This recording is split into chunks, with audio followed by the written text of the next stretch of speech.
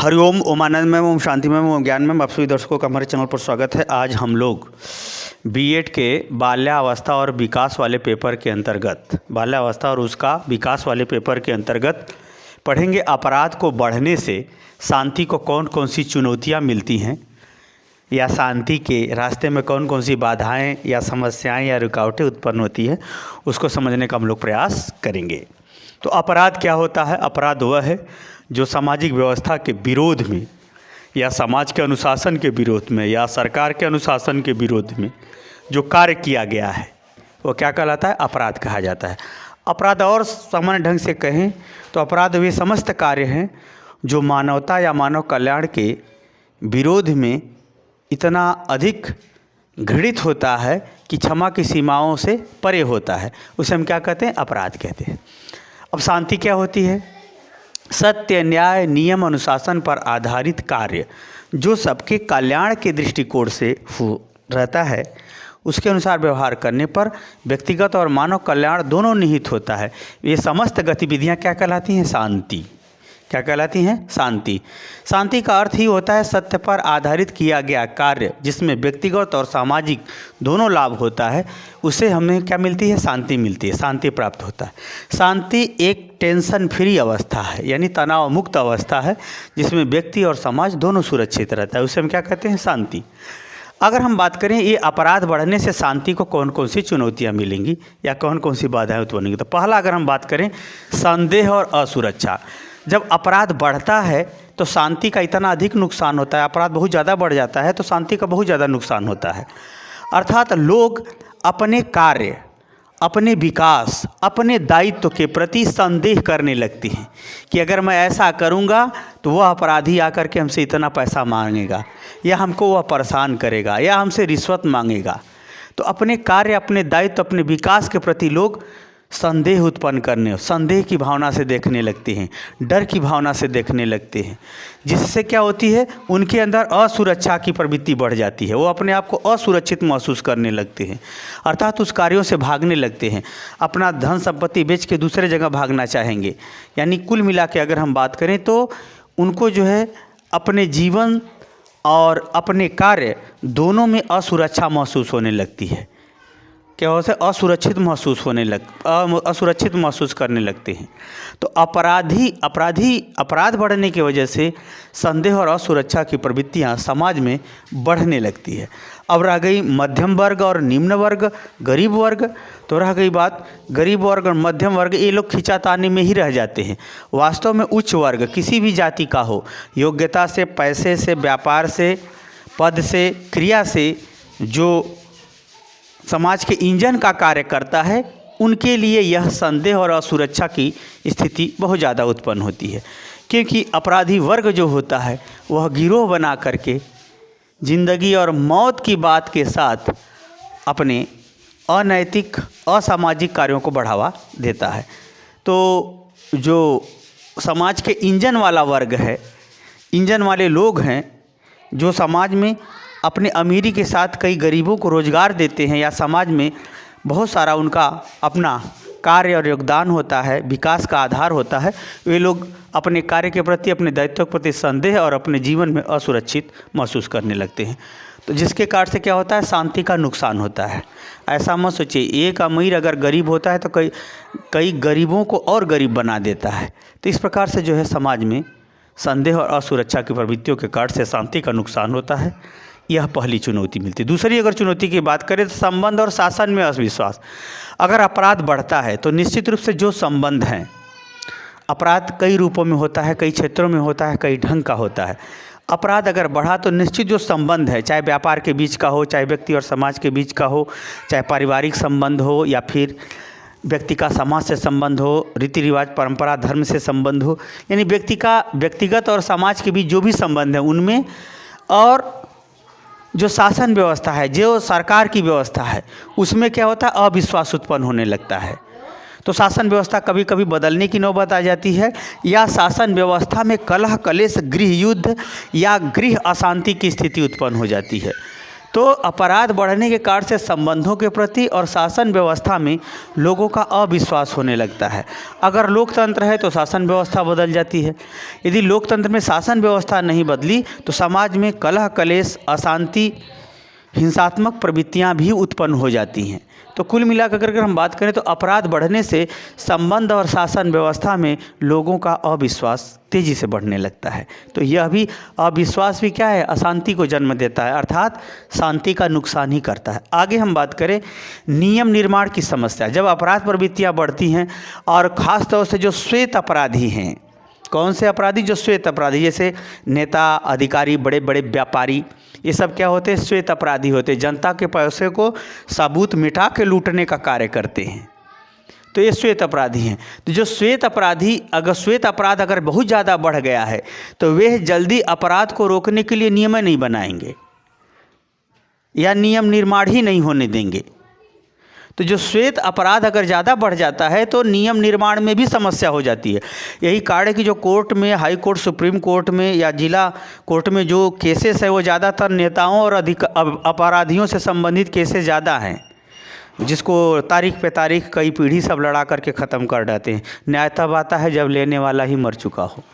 तो कुल मिला के हम बात करें तो जब श्वेत अपराधी प्रशासनिक तौर पर, अधिकारी तौर पर, नेताओं में, न्यायालयों में जो श्वेत अपराधी हैं, अगर वे जब अगर ज़्यादा भ्रष्टाचार, जिसको आप सामान्य रूप से कह सकते हो, ये अपराध अगर ज़्यादा बढ़ जाता है, श्वेत अपराध, तो नियम भी जल्दी अपराध को दूर करने के लिए नहीं बनते हैं। जब अपराध को दूर करने के लिए नियम नहीं बनेंगे तो निश्चित रूप से शांति का नुकसान होगा, अर्थात समाज में शांति व्यवस्था नहीं बैठ पाएगी या नहीं बन पाएगी, या जितना शांति लाभ समाज में होना चाहिए, जितना विकास का मार्ग शांति के द्वारा खुलना चाहिए, वो नहीं खुलेगा। तो यह भी समस्या, नियम निर्माण की भी समस्या अपराध बढ़ने के कारण से हो जाती है। आगे हम बात करें निर्णय करने की समस्या। जज भी घबराने लगते हैं जब अपराधी बहुत भयानक होता है, जो जीवन और मृत्यु के साथ बात करता है, उसके खिलाफ कोई गवाहियाँ नहीं देता, केसें नहीं चलती। बड़ी विचित्र बात यह है कि ऐसे ऐसे अपराधी हैं जिनके खिलाफ 100, 125, 150, 200, 40, 50 केसेस हैं, लेकिन कोई कोर्ट में अपराध उसके खिलाफ गवाही इसलिए नहीं देने आता कि वो लोग मार डालेंगे। इस बात को जानते हुए भी कोर्ट अभी तक उसी नियम को बनाया है कि जब तक कोई गवाही नहीं देगा तब तक केस नहीं चलेगी, तब तक सज़ा नहीं होगी। बड़ी विचित्र हालत है। तो जजों की ये हालत है, जिसके कारण से क्या होता है, निर्णय करने की समस्या उत्पन्न हो जाती है। अपराधी के खिलाफ कोई गवाही न देने के कारण से वह अपराध करता रहता है और जमानत होकर के छूटता रहता है।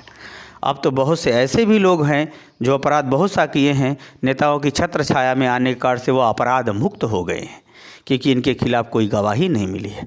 हालांकि व्यवहार क्या है, अब जज वहाँ आंखें बंद कर लेता है।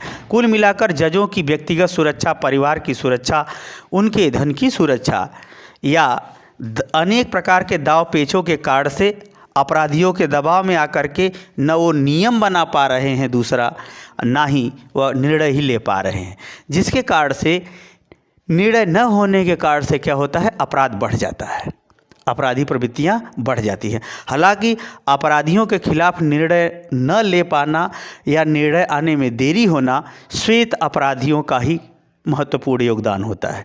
फिर भी शांति की अगर बात चल ही रही है तो निर्णय न आ पाना या निर्णय न हो पाना भी श्वेत अपराध को, समय से निर्णय न हो पाना श्वेत अपराध को बढ़ावा देता है, या निर्णय समय से न आ पाना शांति का नुकसान करता है, अशांति को क्या करता है, बढ़ावा देता है। तो कुल मिलाकर के निर्णय नहीं हो पाता है श्वेत अपराधियों के बीच फंसे हुए भयानक अपराधी, तो निर्णय लेने की भी समस्या उत्पन्न होती है, अर्थात शांति का नुकसान होता है। आगे हम बात करें विकास। जो बड़े बड़े व्यापारी हैं, उद्योगपति हैं, जो मार्केट में कल कारखाने, फैक्ट्री वाले हैं, उद्योगपति हैं, उनको भी बड़ी भारी समस्या होती है। जो अपराधी होते हैं नेताओं से सुरक्षा पा करके, अधिकारियों की चमचागिरी और सुरक्षा पा करके इन पर हावी होने लगते हैं। तो बड़े बड़े उद्योगपति हैं जो कल कारखाने वाले, उनसे लोग गुंडा टैक्स वसूलने लगते हैं या फिर रिश्वतखोरी करने लगते हैं या दबाव डालने लगते हैं।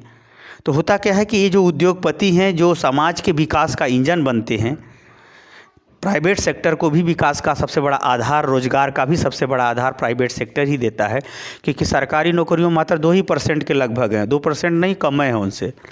जबकि प्राइवेट सेक्टर पे ही ना बाकी 98% जनता चल रही है, तो उनके विकास को प्रभावित करता है। खास तौर से ये अपराधी जब हावी होते हैं तो सरकारी योजनाओं में अधिकारियों के माध्यम से कमीशन खाते हैं या ज़बरदस्ती कमीशन वसूलवाते हैं। तो ऐसी भी प्रवृत्तियाँ देखी जाती है। तो जो सामाजिक विकास का लोकतंत्र में जो कार्य है या बड़े बड़े उद्योगपतियों का जो कार्य है या व्यवहार है, उनमें ये क्या करते हैं, अपराधी बाधा डालते हैं। तो जब जनसंख्या बढ़ रही है, जनसंख्या के संग अगर विकास नहीं होगा तो निश्चित रूप से रोजी रोटी की समस्या उत्पन्न होगी।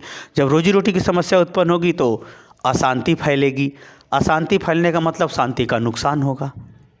कुल मिलाकर के विकास में बाधा का कार्य करते हैं, जिसके कारण से क्या होती है, शांति के लिए समस्या बन जाती है या चुनौती बन जाती है। अगला है गलत कार्य को बढ़ावा। जैसे अक्सर जो स्मगलर जो होते हैं या अपराधी प्रवृत्ति के लोग होते हैं, वे लोग क्या करते हैं, अपराधी प्रवृत्ति के लोग गलत कार्य जैसे नशाखोरी को, शराबखोरी को, हीरोइन को, तस्करी वाला कार्य, जानवरों संबंधी तस्करी काम, यानी कुल एक प्रकार से तस्करी संबंधी कार्यों को बढ़ावा देते हैं। नशाखोरी को बढ़ावा, वेश्या प्रवृत्ति को बढ़ावा देते हैं।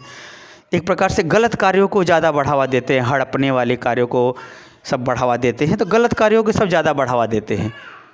गलत कार्यों को जब ये बढ़ावा देते हैं तो निश्चित रूप से जहाँ तक गलत कार्य बढ़ेगा, समाज में गंदी लत, गंदी आदतें ये सब ज़्यादा बढ़ जाएंगी और जो है गंदे कार्य भी बढ़ जाएंगे, जिसके कारण से जितने लोग उस गलत कार्य से जुड़े हैं सबके घर अशांति, धीरे धीरे वो समाज में अशांति भी फैलाने लगते हैं। तो कुल मिलाकर गलत कार्यों को बढ़ावा मिलता है अपराध के फलस्वरूप, जिससे शांति व्यवस्था भंग होती है या शांति का बहुत नुकसान होता है। आगे हम बात करें या शांति संबंधी चुनौतियाँ मिलती है। अगले हम होता है शिक्षा और आचरण की में परिवर्तन। वाह, ये बड़ा महत्वपूर्ण है। जो पहले की व्यवस्था है उसमें भी एक शिक्षा व्यवस्था जरूर रही होगी, समाज का भी अपना एक संस्कृति, धर्म, आचरण रहा होगा, व्यवहार रहा होगा। अब इसमें परिवर्तन की बात आ जाती है कि जब अपराध बढ़ रहा है तो हमें कौन सा सिलेबस बदलना चाहिए, किस रूप में बदलना चाहिए, शिक्षा का कौन सा स्वरूप देना चाहिए, शिक्षा में हम कौन सा आचरण सिखाएं, कौन सा मूल्य शामिल करें, कौन से कार्य, कौन सी गतिविधि को शामिल करें, ये सब भी परिवर्तन करने की बात आ जाती है। सबसे बड़ी बात यह है कि पहले अपराध बढ़ता है, बाद में इस सब में चेंजिंग आता है।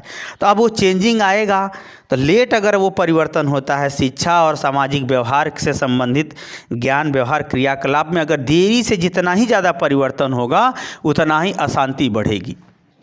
हालांकि ऐसी प्रवृत्तियां बढ़ने के बाद ही समाज इस पर विचार करता है, चाहे वो राजनीतिक तौर पे हो या शैक्षणिक गतिविधि के तौर पे हो। तो अपराधी प्रवृत्तियों के बाद में ही शिक्षा व्यवस्था या आचरण के परिवर्तन पर विचार चलता है। तो जब तक ये परिवर्तन नहीं हुआ है, परिवर्तन होने के 8-10 साल तक जब तक ऐसी जानकारी, ऐसे व्यवहार, ऐसे क्रियाकलापों से लोगों को अवगत नहीं कराया जाता, तब तक क्या होता है, अशांति ही बढ़ती है, अर्थात शांति का नुकसान होता है या शांति को चुनौती ही मिलती है।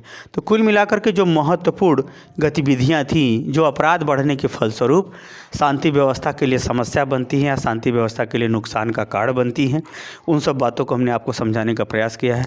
मुझे उम्मीद है कि आप समझ गए हैं। समझ गए तो कमेंट बॉक्स में जरूर बताइए। साथ ही मेरे चैनल को लाइक, शेयर, सब्सक्राइब भी कीजिए। हरिओम।